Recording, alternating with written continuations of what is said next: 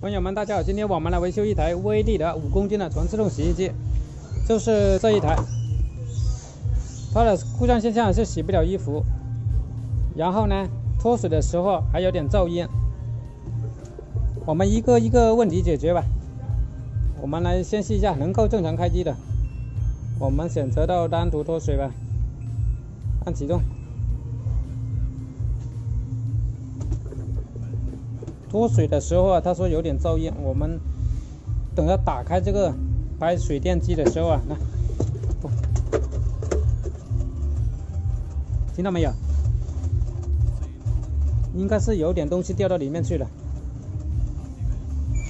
盖上盖，它也脱不了水，但是能够正常排水。电机在转，但是波轮不转。我们用手拨这个波轮啊，看到没有？一拨它就转了。这种故障现象估计是皮带掉了。那如果是皮带不掉的话，下面是有阻力的。你这样拨的不是那么快的。下面我们就把它翻转过来，看一下是不是皮带断了。哎呀！果然啊，皮带都没有了。我们先换一条皮带上去给它，然后呢，再解决上一个问题，就是说脱水有点噪音，看一下底下它是有什么东西，或者是有什么异物。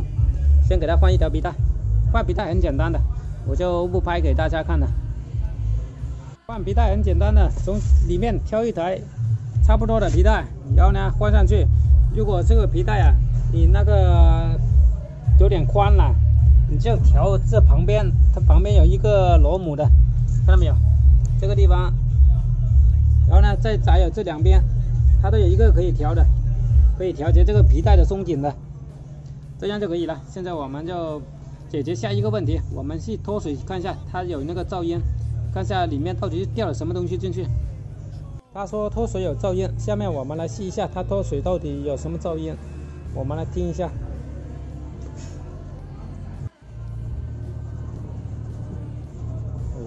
有点震动，这个洗衣机它里面有一点点噪音，但是不是很大，还有一点震动，看到没？一颤一颤的。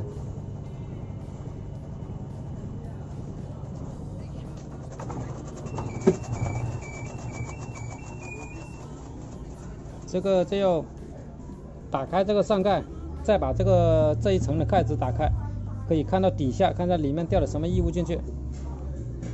如果是拿不出来的话，要把这个波轮卸了之后，再把这个内筒给它拿出来，才能把那个异物拿出来。下面我们就把它上盖打开，看一下里面到底是掉了什么东西进去。这个上盖我已经打开了，然后呢，这个边框也打开了，看到异响了，已经看到了，你看到没有？就这一条东西。就是这刮到这里，然后有声音，把它处理就可以了。